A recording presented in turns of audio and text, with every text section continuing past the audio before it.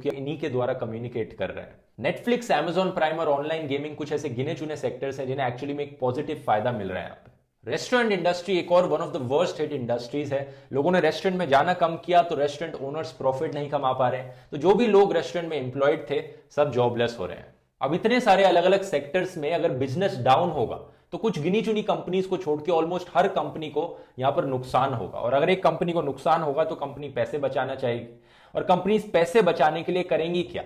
या तो एम्प्लॉयज को सैलरी नहीं देंगी, उनकी सैलरी कट कर लेंगी, या एम्प्लॉयज को जॉब से ही निकाल देंगे। एग्जैक्टली यही चीज होने लग रही है दोस्तों दुनिया भर में।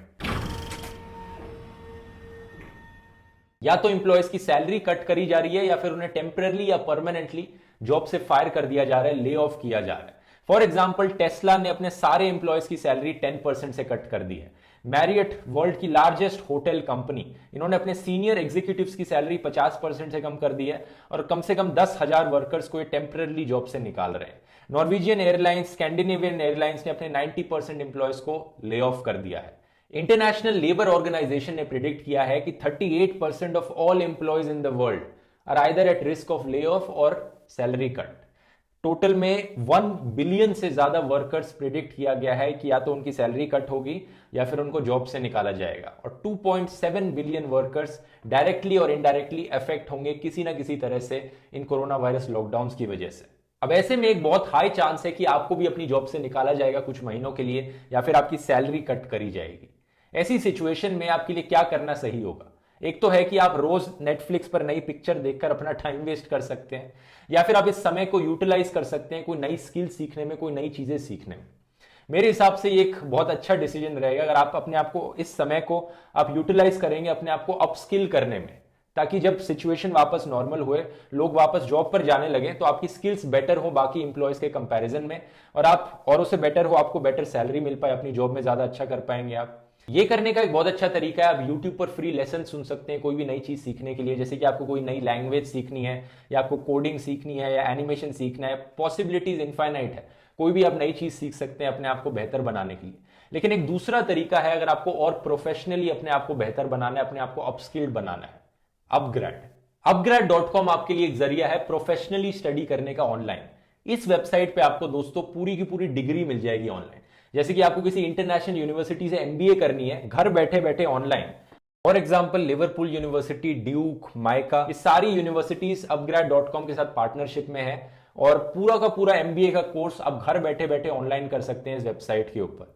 अगर आपको पीजी करनी है डेटा साइंस में, मशीन लर्निंग में, सॉफ्टवेयर डेवलपमेंट करनी है ट्रिपल आईटी बैंगलोर से, आईआईटी मद्रास से, मैनेजमेंट करनी है प्रोडक्ट मैनेजमेंट में, ये पहली बार मैंने देखा है कि पूरी की पूरी डिग्री ऑनलाइन कर सकते हैं आप। इसके कई एडवांटेजेस हैं। एक तो यह है कि आप अपनी स्पीड से, अपने पेस से पढ़ सकते हैं। जब आपको टाइम शेड्यूल करना हो तब आप उसके अकॉर्डिंग आप पढ़ सकते हैं। ये नहीं कि आपको हर समय क्लास में जाना पड़ेगा, अटेंड करनी पड़ेगी यूनिवर्सिटी में। और दूसरा यह है कि अगर आप इंडिया के बाहर कहीं पे एमबीए की डिग्री करते हैं तो 30-35 लाख रुपए लग सकते हैं, और अपग्रेड पे आप उसकी 1/10 कॉस्ट में कर सकते हैं। सेम यूनिवर्सिटी से आपको डिग्री मिलेगी, सेम डिग्री मिलेगी। बहुत ही एक अच्छा सोल्यूशन है यहाँ पर। अपग्रेड.com का लिंक आपको डिस्क्रिप्शन में मिल जाएगा, अगर आप इंटरेस्टेड हैं चेक कर सकते हैं इसे। और यहां पर मैं अपग्रेड को थैंक भी करना चाहूंगा, धन्यवाद करना चाहूंगा स्पॉन्सर करने के लिए इस वीडियो को भी। अब वापस अपने टॉपिक पर आते हैं। यहां पर बड़ी बड़ी कंपनीज तो फिर भी अफोर्ड कर सकती हैं अपने एम्प्लॉयज को सैलरी देना, उन्हें जॉब पर रखना, लेकिन उन छोटे बिजनेसेस का क्या होगा जो महीने भर महीने अपनी कमाई चला रहे थे और 2-3 महीने से ज्यादा अगर लॉसेज हो गए तो वो सह नहीं पाएंगे। वो लोग तो वैसे भी फायर कर देंगे अपने एम्प्लॉयज को, और वो खुद भी लॉस में आएंगे। ये चीज इंडिया में बहुत देखने को मिल रही है दोस्तों। इंडिया में जो माइग्रेंट वर्कर्स हैं अब वो जॉबलेस हो गए हैं, उनके पास काम नहीं है, ना उनके पास खाने के लिए कोई पैसे हैं।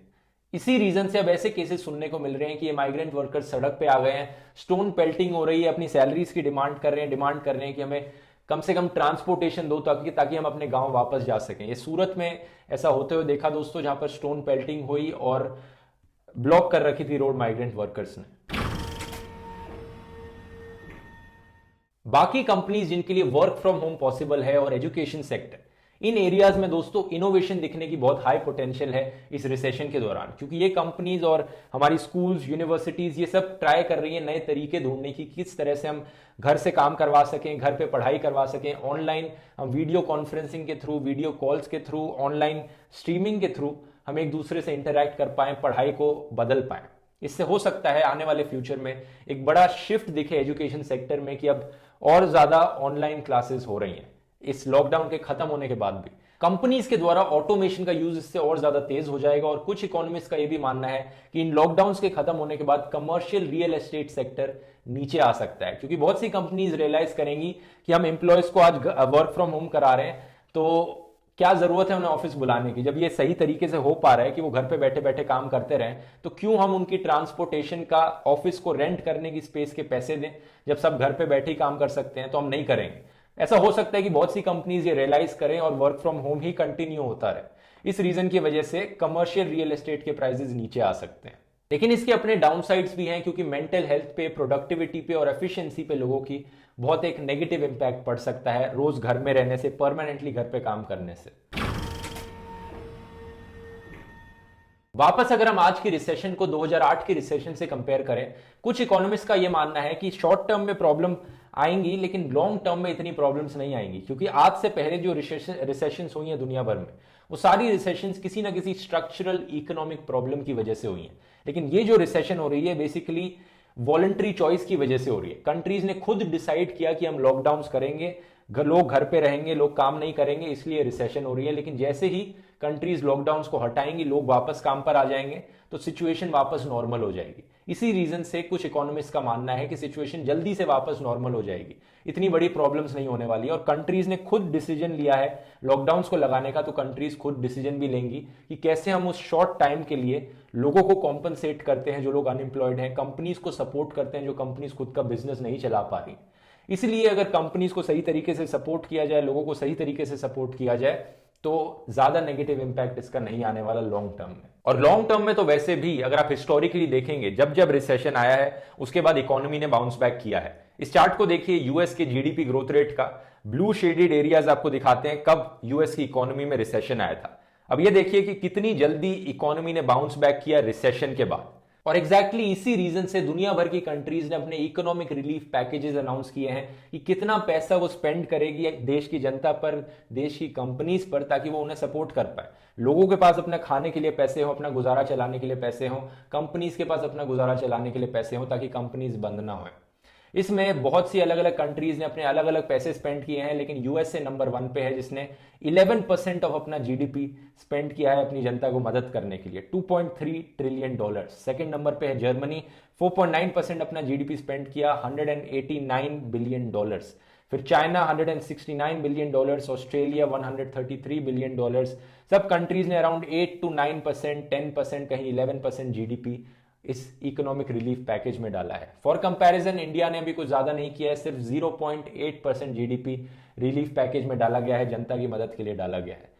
प्रॉमिस किया गया है हमसे कि आने वाले टाइम में अभी और रिलीफ पैकेज देखेंगे, तो देखते हैं कितना सरकार इकोनॉमिक पैकेज अनाउंस करती है लोगों की मदद करने के लिए इस रिसेशन के दौरान। उम्मीद है दोस्तों ये वीडियो आपको इन्फॉर्मेटिव लगा होगा। इस वीडियो को शेयर कीजिए, अपग्रेड का लिंक आपको डिस्क्रिप्शन में मिल जाएगा। अगर आप अपने आप को इस टाइम को यूटिलाइज करना चाहते हैं, अपने आप को अपस्किल करना चाहते हैं, ये करना मत भूलिए। और अगर आप मेरे काम को सपोर्ट करना चाहते हैं आप कर सकते हैं patreon.com/ध्रुव राठी पर या यूट्यूब पर मेंबर